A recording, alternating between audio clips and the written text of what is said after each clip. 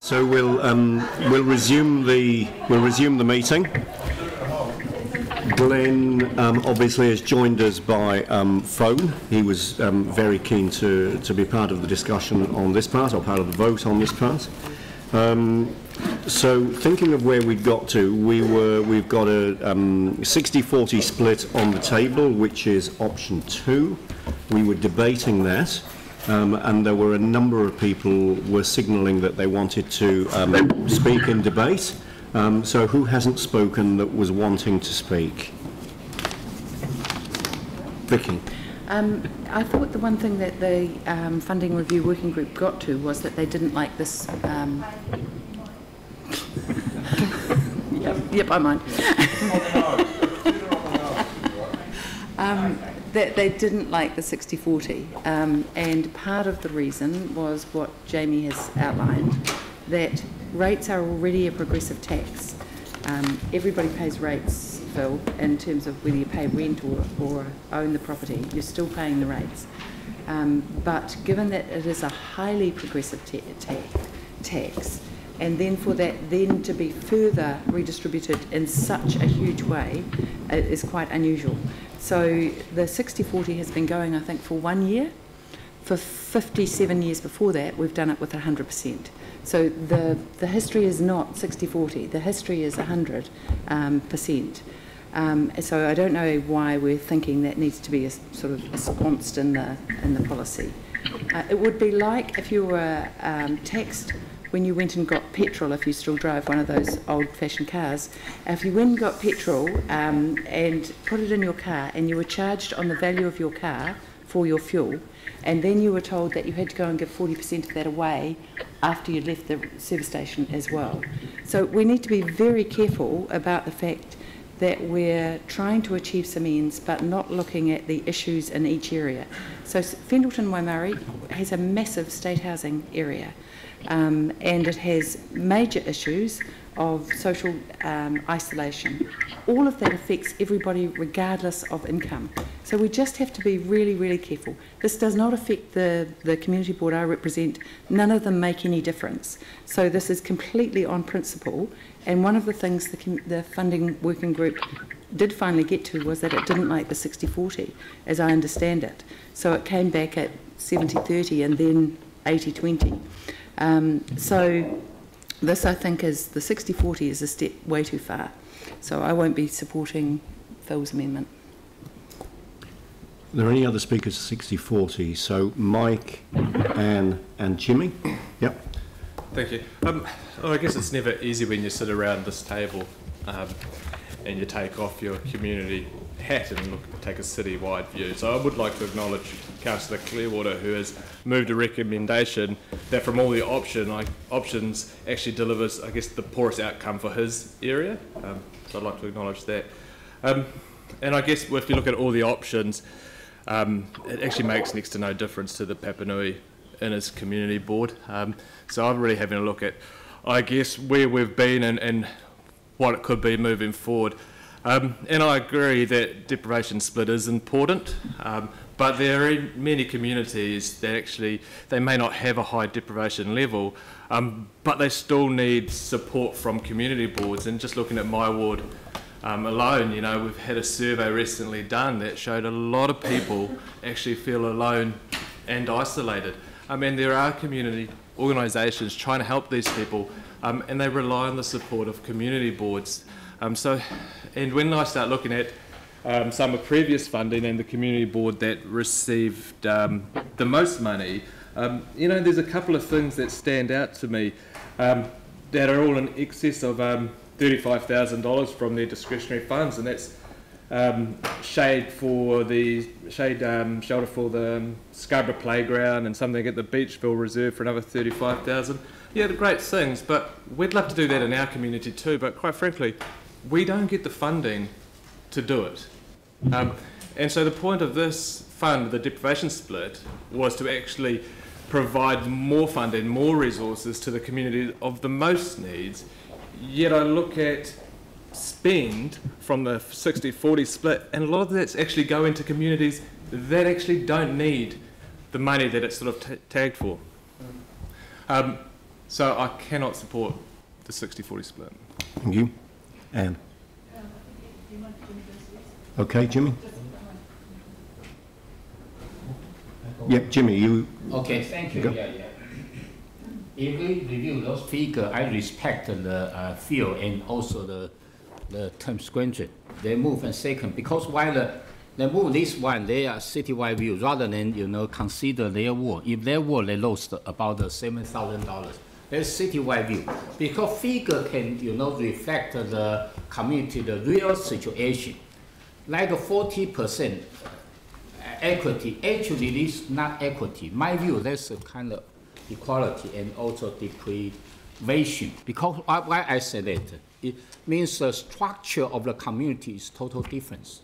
Every ward is different. So I agree. The David, he mentioned earlier, after the the restructuring, each ward is a structure is different. Some ward is more kind of a low socio-economic area and more kind of vulnerable the community. Some of the ward is a total difference. And also we need to consider those strength community fund should be to meet the more kind of needs. If some of the my understanding, the community or society, etc., they have very good finance, the healthy situation. Probably don't need this one. And also right now we are all aware, we are into the final stage of the earthquake recovery, like the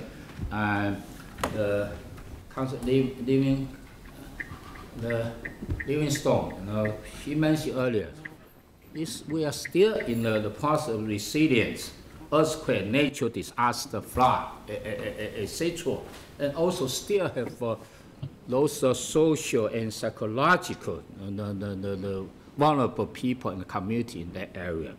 So that's why I still prefer the 60 and the 40 is more reasonable, reflect our real current community situation. Thank you. Anne? Accepting a 60-40 ratio reassures our people that we have a council who are committed to addressing inequity. There are factors that contribute to this, and things that we as a council can't control, but there are things that we can do to address it. And I think accepting option 2 as a funding model is giving our community a signal that we are acknowledging inequity and we're wanting to do something about it. So we want Christchurch to be this city of opportunity. We want to be confident that we are doing all we can to take for people to take advantage of the opportunities here in the city. And we know that inequity is an issue. We know that there are many in Christchurch who are struggling. We only have to go to Latimer Square on a Sunday morning. We look down Hereford Street. City Mission is full, we've got hungry kids and we've got migrant workers who have been taken advantage of. And we heard from Birthright this morning that there is a waiting list, and they're only one agency in the city who are working with people who need support. So the question is, what kind of city do we want? And I think that this is a way that we can achieve an equitable city by resourcing our community boards to take advantage of the opportunities that for others that the city offers. So yeah, probably supporting the field. Thank you. Dion? I do have I do agree that the deprivation index may not be the perfect way to measure this type of thing for our communities, but it is what we've got at the moment, and there's a lot of science and a lot of people who have gone into making the deprivation index. And it doesn't just measure wealth in terms of how much money people have got, which is what we're talking about today. It talks about home ownership, communication styles that people have got, living spaces, how many people are living in different homes, the conditions that they live in, transport options. So as you can say, deprivation isn't just about money, and what we're talking about here is money is one tool that we've got in the chest that we can use. The 60-40 split that we're having a conversation about at the moment, I support, not because that it brings a lot more money into the community board that I represent. But actually, if you walk a day into those communities that we do represent, I think you'll start to see that there is a very big need in those parts of the city. They have some very deep issues that need to be helped, and there are social agencies out there who are trying to help those communities every single day, and we get people coming to our community boards all the time just telling us what's going on, what's up, how is this, and it's not just a council issue, it's also a sort of society issue as well. So I really support being able to use this as one tool to be able to measure, to get more resources into the communities that need it and that are measured by this deprivation, because even if you talk to the police, they have a massive amount of resource in these parts of the community, and there's it's no coincidence that they need to do that. The social issues are huge in those parts of the city. The money that we were talking about before on the things that were spent, such as Beachville Reserve, the steps, that was a hangover from Skirt, and actually we utilised the money that we had to actually save the city money as a whole. So we are thinking about the city as a whole when we're looking at what we've got, and that actually was used up the entire amount for that particular community for a whole year. The money that's really needed for our communities needs to be thought about not just from population but from where the actual needs are, and I really put a challenge out to some people in the, around the council and around the city to go to those parts of the city, have a walk around and actually see how these communities are and how these social services that these type of fundings actually support are actually helping to support them. So I'll be very much supporting the 60-40 split. Yeah, I certainly see a need for a principled metropolitan approach here, and it's good that much of the debate has centred on that metropolitan approach to the issue that we're dealing with today. But what we're really considering is to what extent at the metro level social deprivation should be weighted in the distribution of these funds across the city. And also, of course, how we address the very different environment of Banks Peninsula, which is challenged by geography and small population across discrete and diverse and quite separated communities. But really what we're considering is to what extent social deprivation should be weighted in terms of the way that we distribute this fund. And my view is that with this 60-40 split, we do allow for the funds to go to those places where it'll make the most difference. And of course, each community board, within the significant amount of funding that each community board is getting, has also got the ability at their own table through the decisions that they make to make sure that the funds that they have go to those parts of their wards where it'll make the most difference. And I mean, regardless of the robustness of the deprivation index, it's easy to see that some parts of the city have got greater need than others. And we hear from communities and we hear from our community boards that there are some areas of the city that have got greater deprivation and greater need than others. And we know that within the community board areas that holds true as well. There are some parts of the wards and the community board areas where the need is greater. But I certainly would like to see us apply these funds with a reasonable weighting on social deprivation so that we can get the most value for the funds across the city. It's not about how we value individual communities, it's about the kind of city we want to live in, the kind of outcomes that we want to get to with these funds, and to what extent weighting social deprivation will allow us to get to those outcomes. So I'll be supporting the 60-40 today. As we said earlier, we'll see what the result of that vote is. We've got the foreshadowed motion on the table if we need it once we've taken this vote. So I'll put the motion. All those in favour say aye. Aye. Against? No. Can I have a show of hands for the againsts, please? Can we have that recorded, please? So let's have a division. Yep. All right. So if we can have a formal division.